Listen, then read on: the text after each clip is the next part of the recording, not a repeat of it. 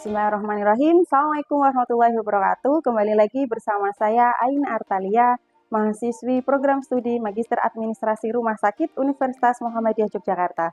Dalam video kali ini saya akan menyampaikan gagasan masa depan yang bertemakan digitalisasi layanan ICU, integrasi pencegahan dan pengendalian infeksi dengan end of life planning. Saat ini saya berada di ruang ICU RSUD Caruban. Seperti diketahui, Rumah Sakit Caruban sudah memiliki sistem informasi surveillance infeksi elektronik. Nah, ini adalah HIS yang nantinya akan kami integrasikan dengan end of life planning.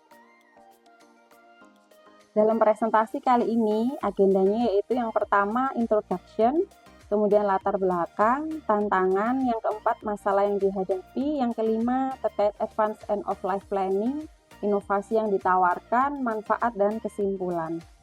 Kemudian untuk latar belakang, ICU adalah unit yang sangat rawan terhadap infeksi. Di sisi lain, sebagian pasien ICU berada dalam fase terminal illness yang membutuhkan pendekatan holistik, termasuk aspek spiritual dan keputusan akhir hayat atau advanced end of life planning. Di RSUD Caruban Madiun saat ini sudah dikembangkan sistem informasi surveillance infeksi berbasis elektronik bernama HIS.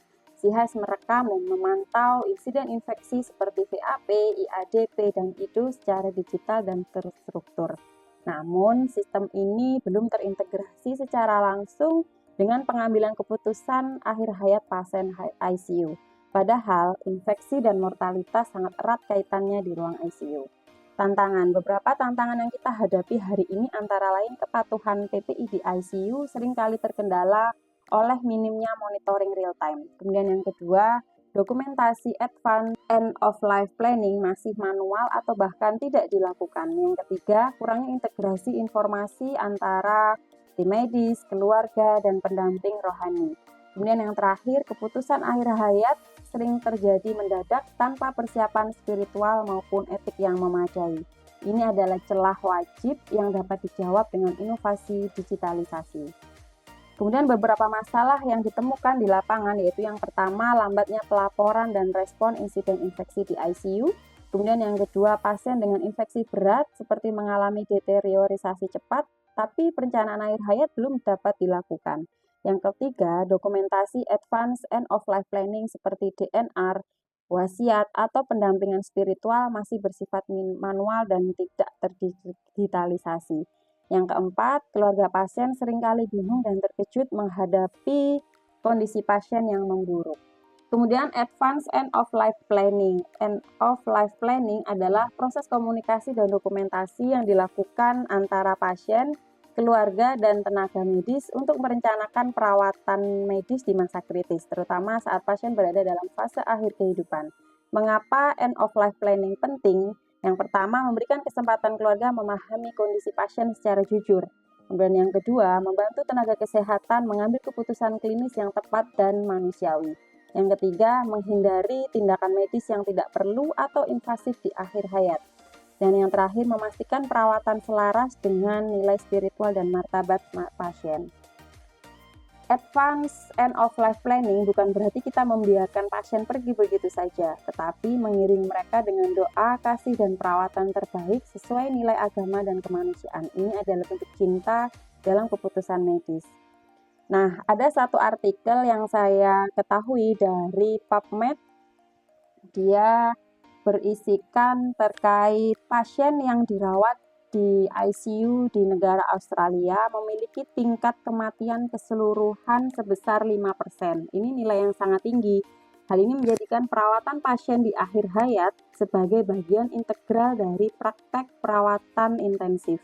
Dengan meningkatnya penggunaan sistem informasi yang lebih elektronik dapat memberikan metode efisien untuk dokumentasi, komunikasi, dan pemberian perawatan kenyamanan yang tepat untuk pasien.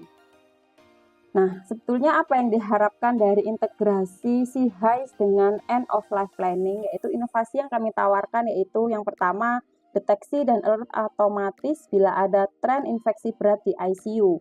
Kemudian yang kedua, form digital end of life planning terhubung langsung ke dashboard HIS yang berisi persetujuan DNR, konsultasi rohani daring, dan panduan Islami tentang menghadapi ajal, wasiat, dan waris. Kemudian yang terakhir, yang ketiga, yaitu dashboard terintegrasi untuk dokter, IPCN, dan rohaniawan agar dapat melihat status pencegahan infeksi dan end of life planning dalam satu sistem yang aman dan terstruktur. Manfaat integrasi. Yang pertama, pencegahan infeksi lebih efektif dan berbasis data. Kemudian yang kedua, perawatan akhir hayat lebih manusiawi dan terstandar. Yang ketiga, meminimalkan beban emosional dan klinis tim ICU. Manfaat dan dampak untuk rumah sakit. Yang pertama, bagi pasien ICU, mereka tidak hanya dirawat secara klinis, tapi juga dimanusiakan dengan pendekatan akhir hayat yang islami. Yang kedua, bagi keluarga pasien, mereka dilibatkan lebih awal dalam proses, tidak terkejut dan memiliki waktu untuk menyiapkan hati. Kemudian yang ketiga, bagi tenaga kesehatan, mereka terbantu dalam komunikasi etis, spiritual, dan administratif. Yang keempat, bagi IPCN dan manajemen rumah sakit, integrasi CHIS dengan end of life planning mendukung real-time response, audit mutu, dan pelaporan insiden kematian yang lebih transparan.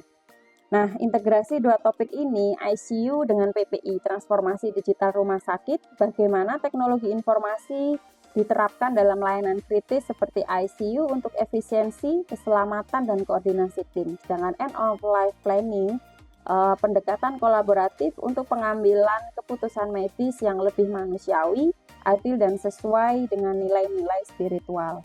Kesimpulannya, integrasi antara sistem surveillance infeksi berbasis digital dan perencanaan akhir hayat di ICU merupakan langkah penting menuju perawatan pasien yang lebih holistik dan manusiawi.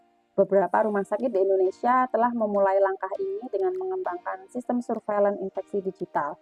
Sementara rumah sakit di luar negeri telah menunjukkan manfaat dari integrasi ini dalam meningkatkan kualitas perawatan akhir hayat.